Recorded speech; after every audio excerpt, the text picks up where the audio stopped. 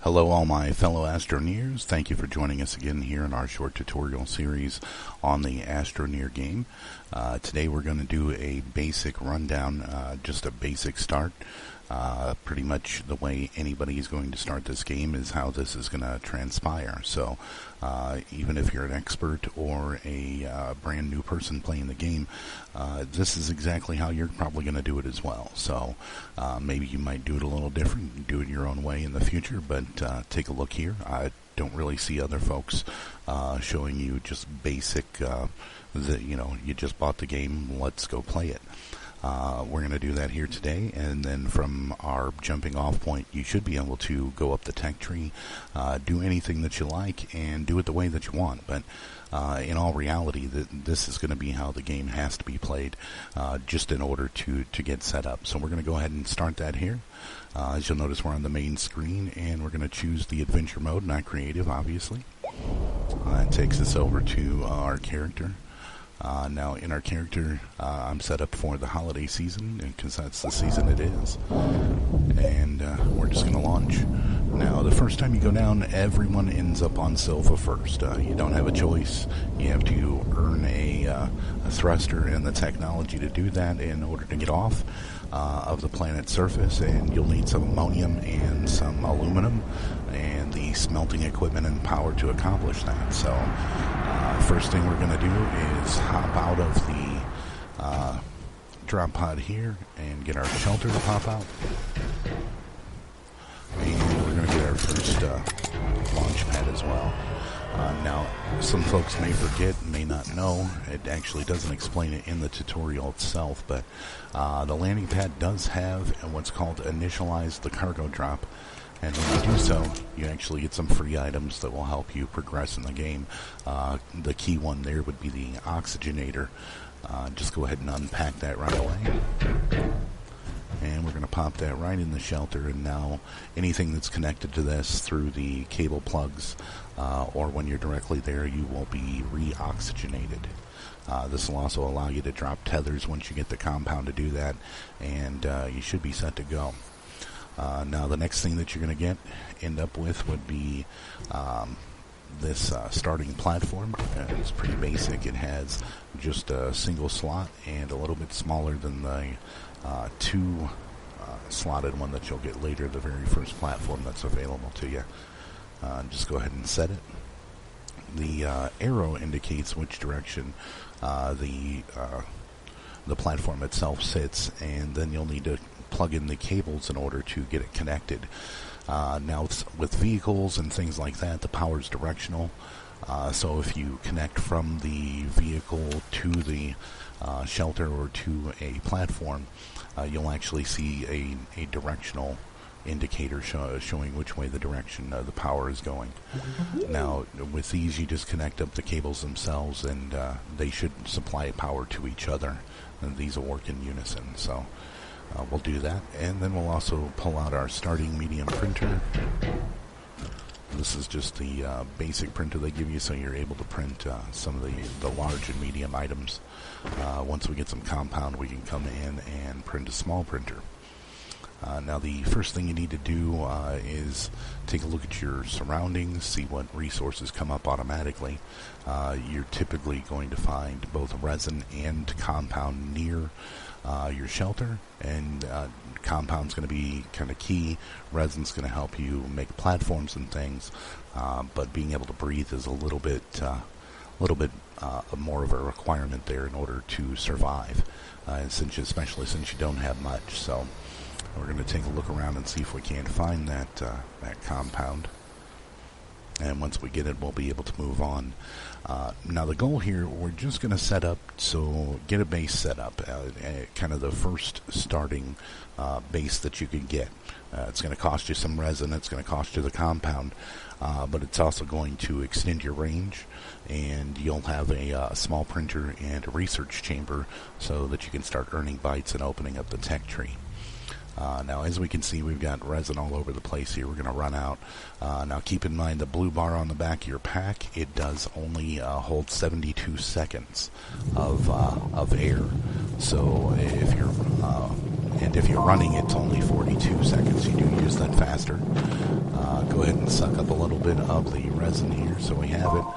Now, the first key tip I want to give to you that isn't indicated in most of the tutorials is when you're using your terrain tool, you can kind of work into the ground, and you're using kind of a round brush.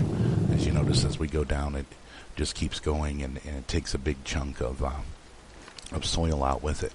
Now we're going to run back here and get a little air so we don't die, and go right back. There you go. And now that we're all full up, we will run back here. Now what I do is when I'm sucking up resources with the terrain tool, I hold the shift key, and that gives me a flat contour.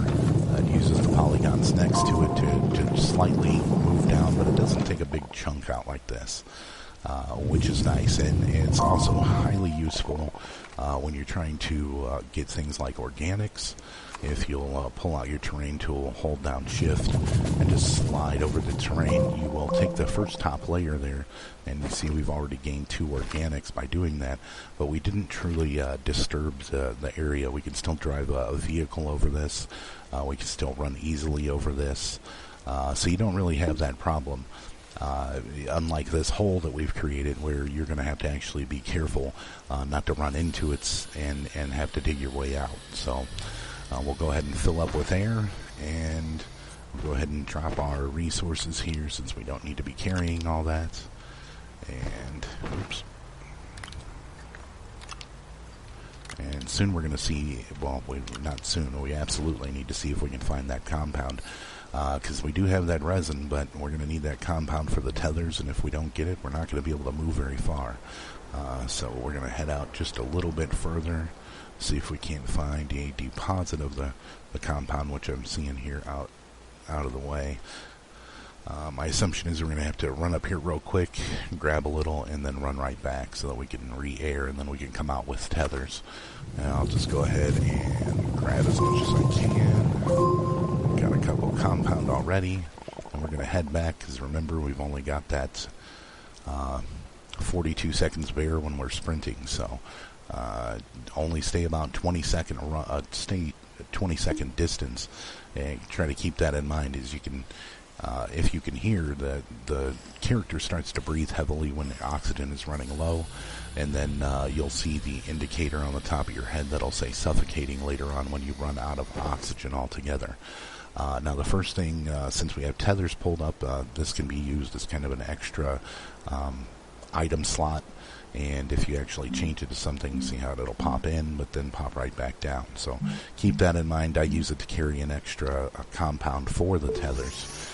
And in my opinion and in my advice, the tethers are certainly the way to go. I don't like vehicles, and I don't rely on portable oxygenators in order to survive. Tethers are great. If you can see here, we get 11 of them for 1 compound, which is a great return, and then I can make 2 sets of those and basically run around and get quite a distance and never have to worry about air. In addition, since I do have a full air tank, I have 72 seconds of air from that point, not from the base itself. You see, I was only able to go so far before. Now I'm going to be able to go quite a bit of distance, and there we'll drop another one, and we can just continue on. And each time my air is replenishing almost automatically. And if you keep a good pace, you should be able to throw one down every 6 or 7 steps. And as you notice there, I went too far. And you just turn around a little bit and pop you'll see the line created. And notice here, when you actually do have a tether, you can see how far that'll reach. So keep that in mind. Use those in your best ability. Now, another key feature of tethers that a lot of people will use, and you may see around, is they don't have to be set up on the ground. You can set them on, I believe we can put it right here on the tree, but they'll put them on the roof of their cavern. They'll do things like that. So here, I'll show you real quick. You can actually just pick this up and stick it right to the side, and there it'll become kind of like a guide wire as well.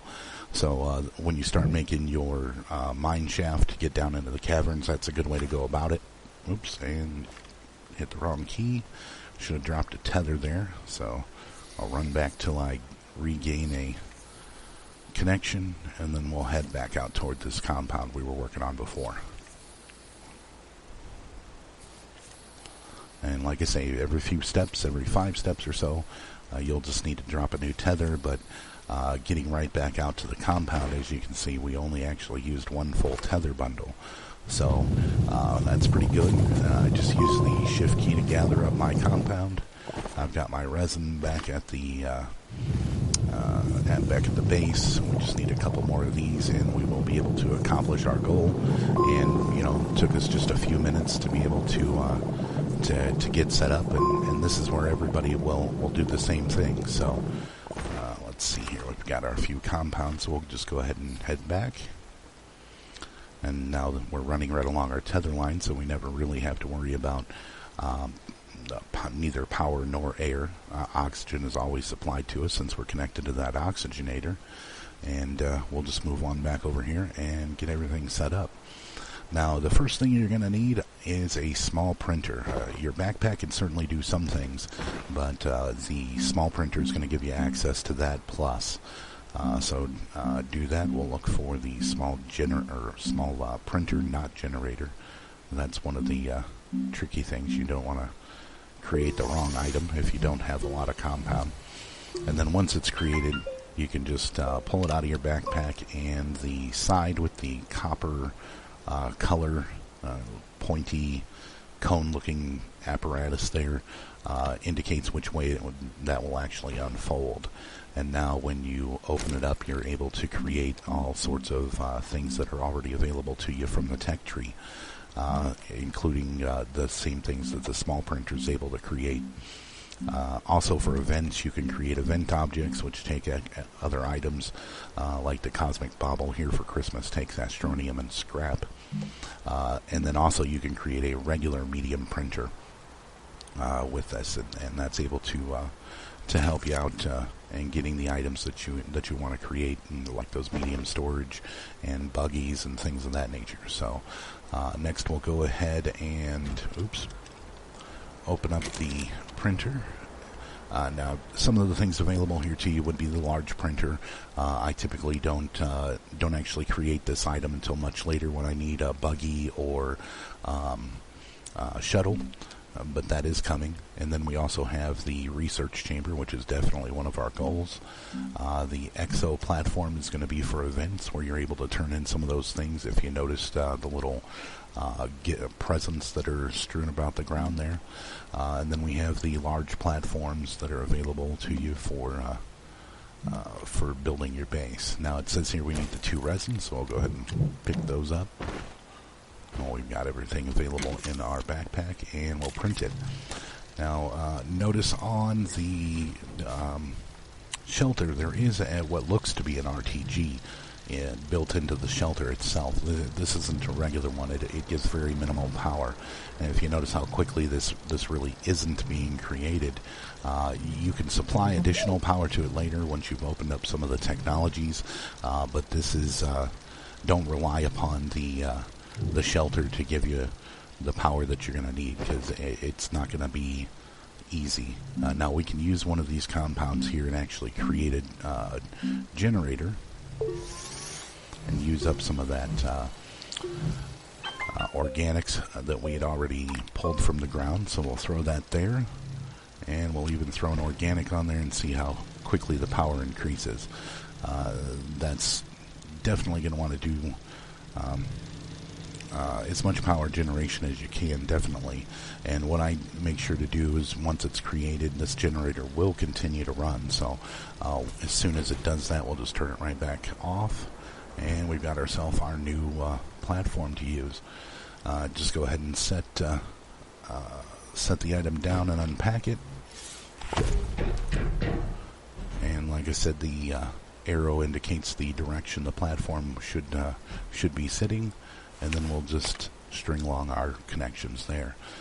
Now the next thing we're going to need is a research chamber in order to start gaining technology bytes.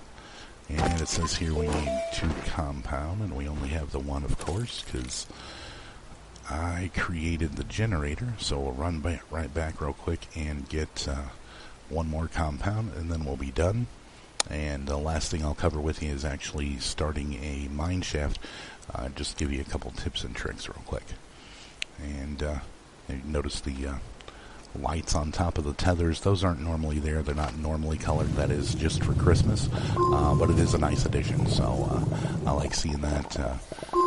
With the new event as well, for the holiday, you can gather things at the EXO platform, and there's always something going on. There's 4th of July events, there's one for Halloween, one for Christmas, so it's rather nice. We'll go ahead and get over here and get this research chamber created, and we will be set to go. And no one has the ability to get past these needs here. Now, once you actually have this created, then you don't, there's no more kind of strictness to it. You choose what you want to do, and when you do that, you have the ability to go into the catalog here and take a look at items that are available for you to create. You're going to need some bytes in order to unlock them, so we'll have to get ourselves a research sample. Maybe we can run and look for that while that is being printed, and then we'll be able to start creating bytes. Typically on your first planet, you're going to find a sample in a tree around here somewhere. And there is one. Just go ahead and shift and click on it, and I'll automatically grab it. It's considered a medium item, so it does stop you from running. And then also, if you're sliding, you automatically drop it. So that's why I like the shift click as well, because you can slide down the incline and then just hit shift, and it comes right to you. So we'll go ahead and pop this research chamber on. And if you take a look here, we'll we'll open this up real quick. And this particular research item is worth 460 bytes, and it would take us 5 minutes and 24 seconds with the current amount of power. Now, if you actually look, I left that small generator running. It used up all the fuel, but it didn't provide us any additional power because we weren't actually using it. So now the research chamber will use the tiny amount of power that's available from the shelter itself. If you look here, now the item will take over 10 minutes to create due to the lack of power. So keep that in mind. Power is one of the key survival tools in this game, and if you have plenty of it, you should be set to go.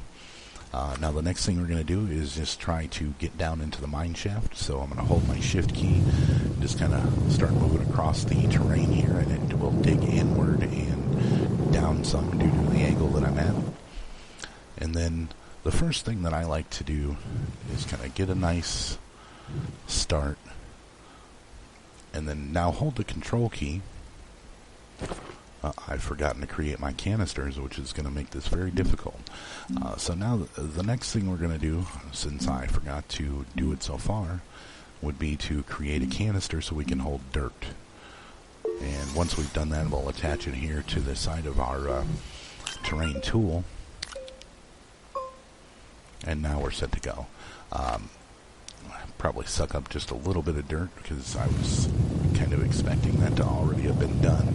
And you notice the bar around the ring is filling up with blue.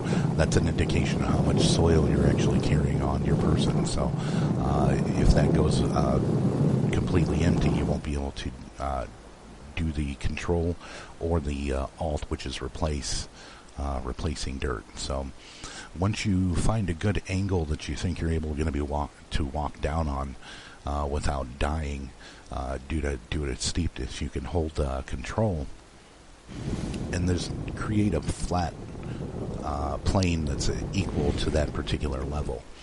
Now if you notice, it's a little far in, so it didn't work out quite as well for us. So we'll just go ahead and zip that down, and then we'll make sure to choose our already created flat part.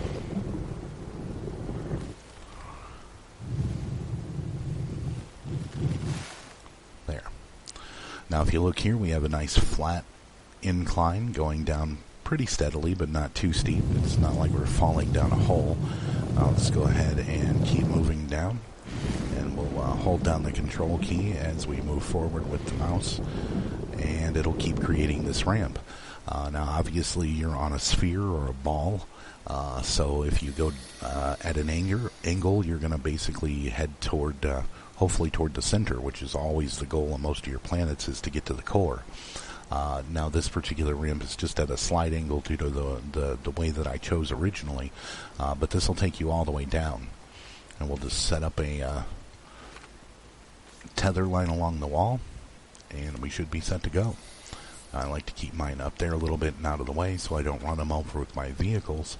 And from there, once you've got your mine shaft, you can go down and get your aluminum. You should find, typically on Silva, there's ammonium on the surface. I found mine near resin and near the edges of mountains and things like that. So just keep your eye out. Right now we're creating bytes, 12 bytes per minute, and we've got 42 total. And we'll be able to progress from here. We have small printer and power generation. And now the world is your oyster. Don't be careless with your life, and you should be set to go. That should pretty much cover the way that everyone would typically have to start the game. Once you've done these particular steps, then you're able to move on and progress, spend your bytes the way that you choose. But everyone pretty much has to do this to get by. So you can choose to leave the planet once you get your thruster and get the heck out of here and no longer stay on Silva, or you can choose to create a new base. A lot of folks will create their main base, starting base, just simply because of nostalgia where you started or something of that like that. So I appreciate you guys joining us here today while we cover some of the basics of the game and getting you started. If you have any questions or comments, leave them down below, and we will try to enjoy the rest of the series. And thank you for watching. You guys have fun out there.